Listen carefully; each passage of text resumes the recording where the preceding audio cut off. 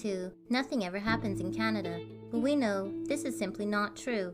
This is a Canadian podcast about the myths, legends, and just good old stories Canada has to tell. I'm Canadian Girl. We were able to uncover a family secret that just might explain what really happened to Tom that fateful night, the actual location to Tom Thomson's final resting place.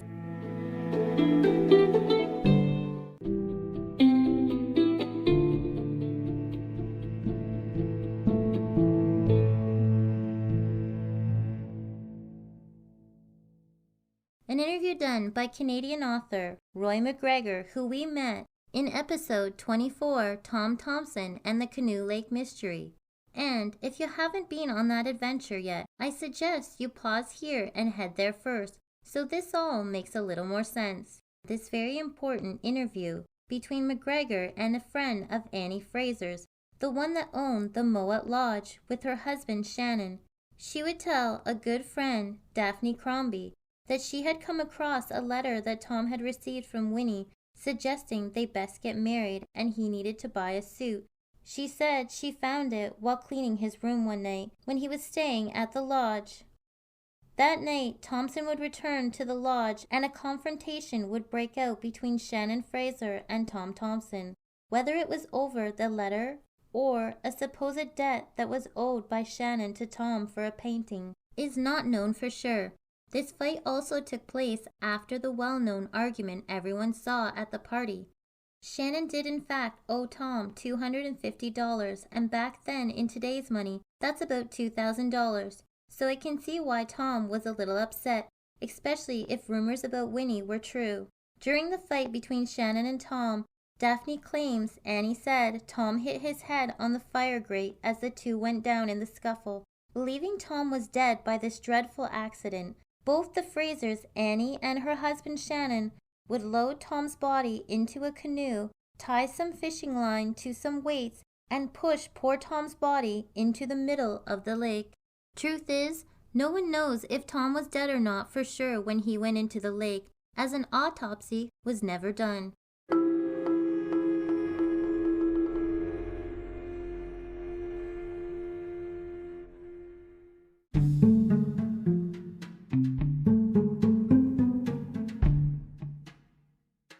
Another little interesting story you were able to uncover was from a town local known as Jimmy Stringer, who is known for telling a lot of stories. One winter's afternoon in 1973, while drinking too much, he would confess to knowing where Tom was actually buried, and even stranger, to have Tom's shin bone in his woodshed out back. He would agree to meet our friend Roy MacGregor the very next day to show him Tom's final resting place. When he crossed Canoe Lake that evening on his way home, only to fall through the ice just about in the same spot that Tom had surfaced when he was found. Doesn't that just give you goosebumps?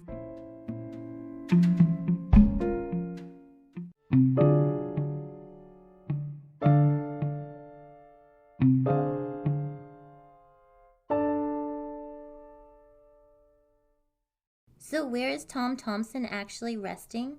A decision was made to bury Tom by his beloved lake right away after a request was sent to the superintendent of the park, who immediately approved the arrangements. Winnie would ask to see the body before it was buried, but was denied. All these actions lead many people to think they were trying to cover up something. Tom's body would be placed in a wooden box very deep in Mowat Cemetery in Algonquin Park. Even more suspicious, Martin Bleacher Sr., the father of the man Tom had gotten into an argument with at the party, was the one who conducted a small ceremony in Tom's honor. Winnie, broken-hearted, would send another telegraph to Tom's family.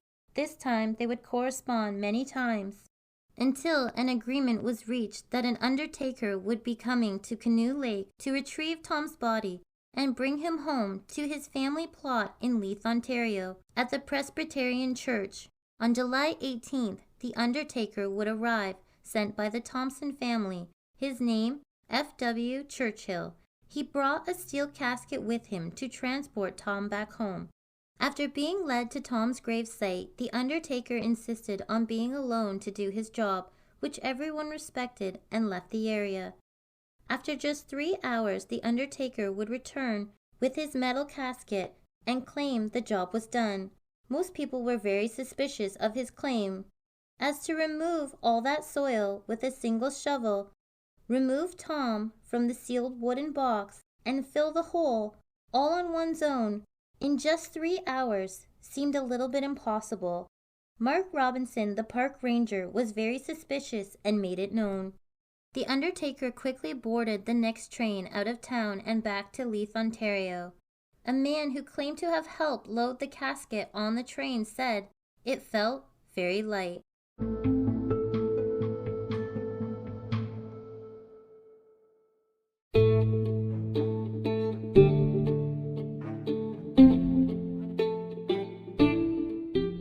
Then there was the grave robbers, so to speak, Judge Little and his friends.